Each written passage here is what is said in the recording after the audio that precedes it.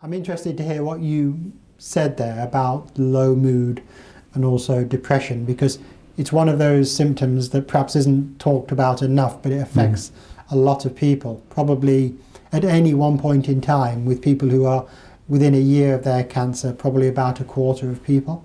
So it's a significant problem.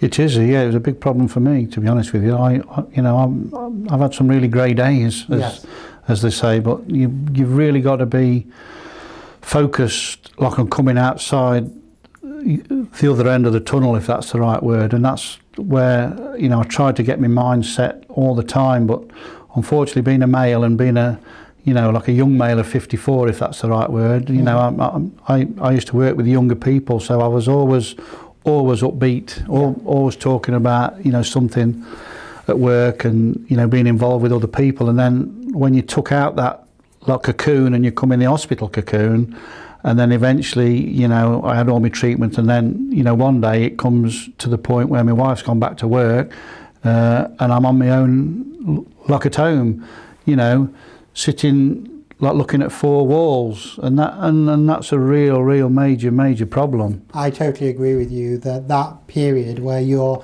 discharged and then the input is less from a clinical or professional point of view, and perhaps your partner isn't always around, you suddenly can feel at a loose end.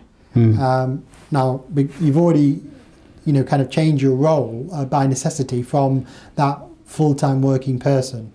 But in addition to that, you've got your rehabilitation to contend with and the background worries about your illness.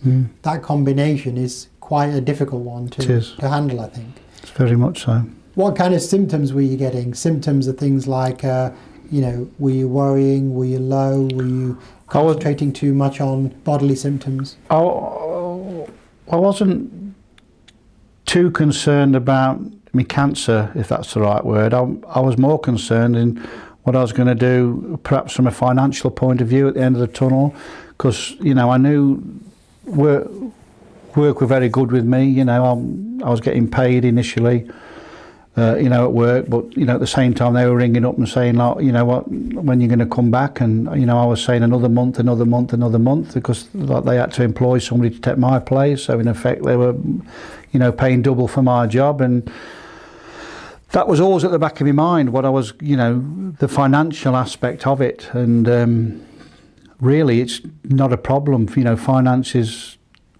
you shouldn't have to worry about your finances, but unfortunately you do. It's part of the course. Everybody's got to pay the bills, whoever you are. Definitely. And so you were worrying about the financial situation, and I was worrying about about going back to work as well. Yes, and then and then on the other hand, I used to love work. It was my life. I used to love my job. I used to work, hard, and it was a good job. But to come out that cocoon and then just to come into four walls on your own, like 12 months later, yes, it was a massive psychological problem, and that's when I had some really bad days. Yeah. Now, what did you do about that? Was there any solution to it? I went down to my local GP actually, and I seen like my local doctor, and we had a good chat, and we came to the conclusion that I would have to go on to antidepressants, which I did do. Now, one interesting thing there is, did you go to the GP with the idea that depression was becoming a problem, low mood, inactivity was your focus to go and get help? I think it was or was it more of a chat and it came up that is definitely a problem? No, I think it was the inactivity that really set me back from being mobile and then not mobile. It was a big thing, and that that did me head in a lot, to be honest with you. And your GP suggested you start an antidepressant at that time. Yeah. Was that the main treatment for the depression at that time?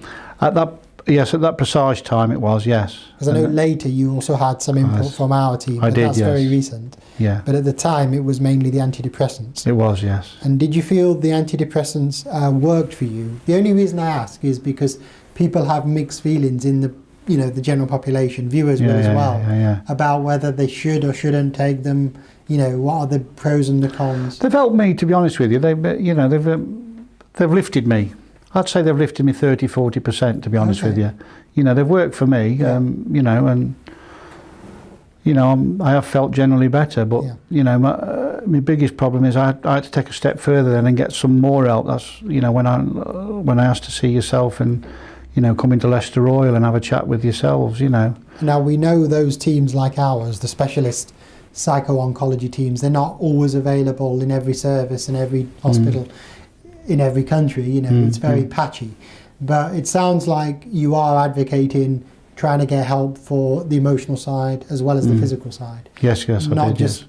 perhaps leaving that side unattended, which is sometimes a temptation. You said, particularly for maybe a man, it's hard to talk about it.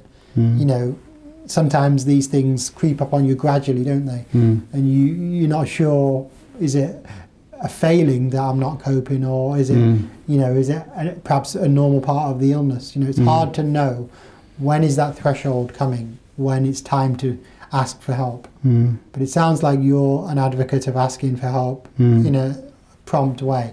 I did ask for help straight away. I knew there was a problem. I could tell when my own mind was changing. You know, I didn't look the same at that, you know, specific time anyway. I had no hair, so I looked a different person. I'd lost a lot of weight and everything, and you know, and I was really low. There were dark days. Literally, there were dark nights and dark days, and you can really easily get drawn into, you know, to a situation you don't want to be in.